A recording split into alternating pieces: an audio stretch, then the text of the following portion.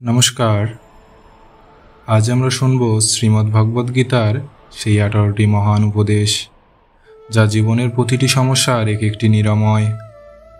বন্ধুরা, তুমি যদি জীবন নিয়ে হতাশ, কষ্টে জর্জরিত, নিজের লক্ষ্য হারিয়ে ফেলো, তাহলে এই ভিডিওটি তোমার জন্য। তাহলে আর দেরি না করে চলুন শুরু করি আজকের এই মহান জীবন বদলানো উপদেশগুলি। প্রথম উপদেশ: প্রতিটি কষ্টের পিছনে লুকিয়ে থাকে ঈশ্বরের পরিকল্পনা। জীবনে কোনো ঘটনাই এমনি এমনি ঘটে না। প্রতিটি কষ্ট, প্রতিটি হারানো মুহূর্তের পিছনে থাকে এক মহান উদ্দেশ্য। সময় মতো সব স্পষ্ট হয়ে যায়। দ্বিতীয় উপদেশ: নিজেকে কখনো দুর্বল ভেবো না। ভগবান গীতায় বলেন, তুমি আত্মা অজেয় ও অবিনশ্বর, তোমার শক্তি তোমার ভিতরেই আছে। নিজেকে ছোট ভাবা মানে ভগবানকে ছোট ভাবা। তৃতীয় উপদেশ: অহংকার মানুষকে পতনের দিকে নিয়ে যায়। দুর্যোধনের মতো অহংকারে অন্ধ হলে রাজ্যও হারায়, শান্তিও হারায়। অহংকার নয়, নম্রতা মানুষকে সত্যিকারের বড় করে তোলে। চতুর্থ উপদেশ: কর্মই তোমার ধর্ম। ফলাফল না ভেবে নিষ্ঠা সহকারে কর্ম করো। যেমন শ্রীকৃষ্ণ বলেছিলেন, কর্মের অধিকার আছে, ফলের নয়। পঞ্চম উপদেশ: মন যদি নিয়ন্ত্রণে না থাকে তবে শত্রুর চেয়েও ভয়ঙ্কর। একটি অস্থির মন জীবনকে ধ্বংস করে দিতে পারে। তাই ধ্যান ও জ্ঞান দিয়ে মনকে শান্ত করো। ষষ্ঠ উপদেশ: জীবন চিরস্থায়ী নয়, কর্ম চিরস্থায়ী। তোমার অর্থ, রূপ, সম্পর্ক সব একদিন মাটি হয়ে যাবে। তোমার ভালো কর্মই তোমার পরিচয় হয়ে থাকবে। সপ্তম উপদেশ: যেই হৃদয়ে ঈশ্বর আছেন সে কখনো একা নয়। জীবনে সবাই ছেড়ে গেলেও ঈশ্বর তোমার পাশে থাকেন। তার উপর ভরসা রেখো, তিনি কখনো ছেড়ে যান না। অষ্টম উপদেশ: সত্য কখনো হারে না, শুধু সময় নেয় জিততে। মিথ্যা সাময়িক জয় হয়, কিন্তু সত্যই চিরকাল টিকে থাকে। তুমি সত্যের পথেই থেকো, ফল একদিন আসবেই। নবম উপদেশ: ঈর্ষা ও হিংসা হৃদয়ে বিষ।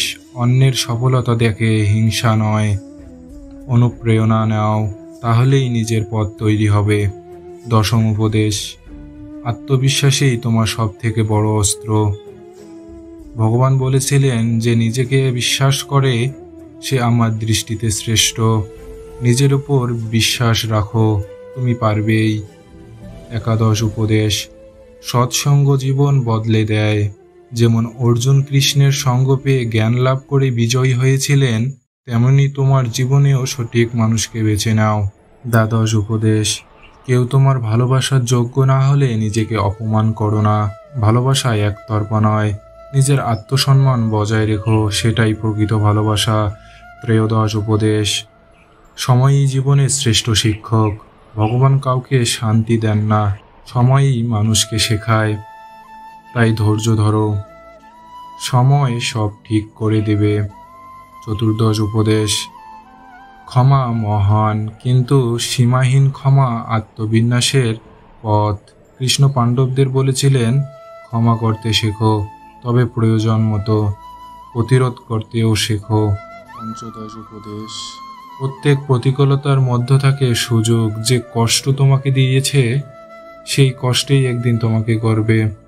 প্রতিটি সংকটকে শক্তি বানিয়ে তোলো। ষোড়শ উপদেশ: মানুষ পরিবর্তন হয়, ঈশ্বর নয়।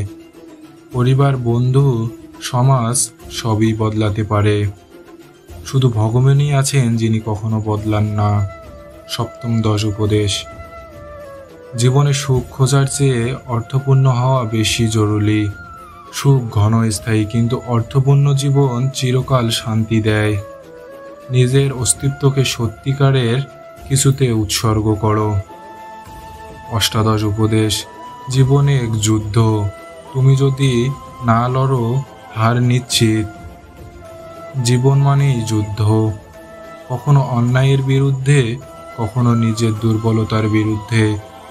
তুমি যদি সাহস না দেখাও তবে কেউ এসে তোমার জন্য লড়বে না। শেষ কথা, এই 18টি উপদেশ শুধু শ্লোক বা বাণী নয়, এগুলি এমন জীবন দর্শন যা অনুসরণ করলে তোমার জীবন আলোয় ভরে উঠবে। প্রতিদিন এই বাণীগুলো মনে রেখো, নিজের জীবনে প্রয়োগ করো, তাহলেই বুঝবে শ্রীমদ্ ভগবদ্গীতা এক ধর্মগ্রন্থ নয়, এটা এক পরম দিশারি যা জীবনের প্রতিটি অন্ধকার দূর করে দেয়। ভিডিওটি ভালো লাগলে চ্যানেলটিকে সাবস্ক্রাইব করতে ভুলবেন না।